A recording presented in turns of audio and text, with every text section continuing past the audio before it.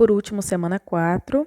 Pessoal, ignora esse negócio aqui de biocombustível, álcool para saber mais, tá? Que isso aqui não tem nada a ver com a nossa matéria e nem essa atividade 2.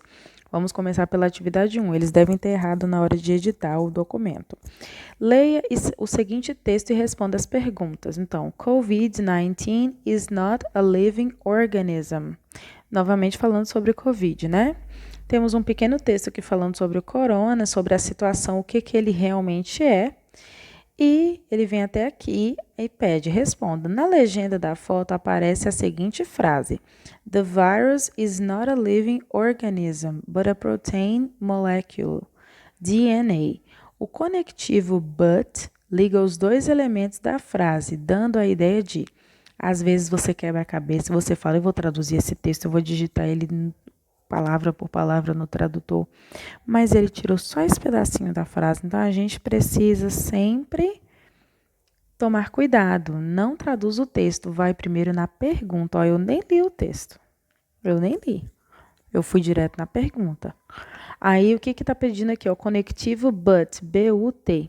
Ele dá a ideia de que. Então vocês vão procurar a tradução de but e vocês vão ver qual dessas 4 ideias que ele traz para a frase, tá? E aí analisa a frase, como é que vai ficar e vocês vão saber qual é a resposta. Depois nós temos mais uma frase aqui. Os pronomes são sempre usados para se evitar a repetição de algum nome. Daí seu nome, o que quer dizer? O que vem no lugar do nome. Na frase acima, retirada do texto, o pronome it se refere a.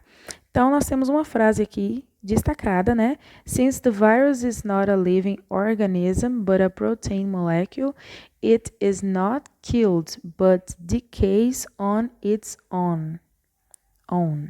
Desculpa.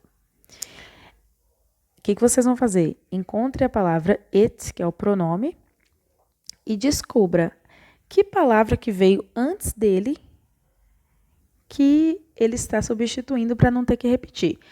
O que é isso? Olha só, se eu for fazer uma frase sobre mim, assim, ó. Gente, Carol é professora. Carol dá aula de inglês. Carol trabalha com o primeiro ano. Carol sabe falar inglês.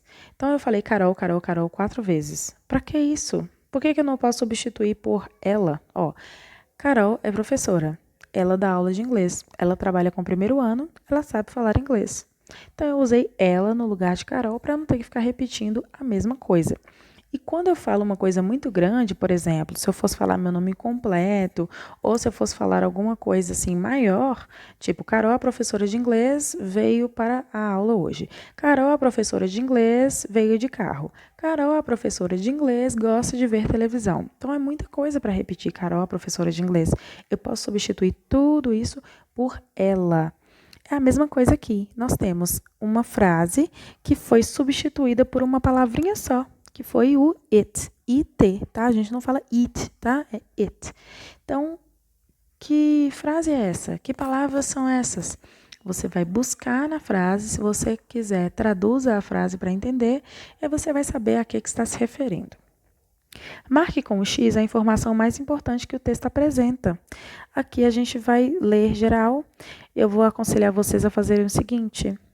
Gente, sempre no texto, vai sublinhando, apesar que vocês não vão copiar, né?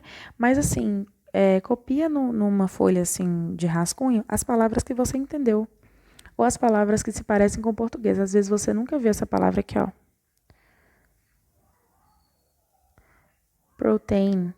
Mas você sabe o que é, né? Proteína. A gente, às vezes, nunca viu essa palavra, mas sabe que é proteína porque parece com português. Então, vai escolhendo as palavras que você entende, que parecem muito com português na escrita, e depois vocês vão conseguir ler com muito mais facilidade. Não estou dizendo que isso é tudo, não, tá? Vocês precisam saber as palavras, não todas, ninguém é dicionário ambulante, mas tem que saber algumas delas para saber ler o texto.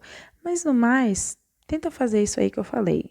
Pega as palavras difíceis, procura no tradutor e depois você vai conseguir ler o texto.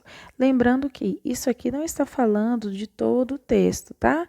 Geralmente está se falando do desenvolvimento. Então, tomem cuidado aí, ok? Nem tudo que está no texto é importante. Bom, pessoal, é isso. Espero ter ajudado vocês. Qualquer dúvida, estou à disposição no Classroom, tá? E um abraço, bons estudos. Kisses from Carol.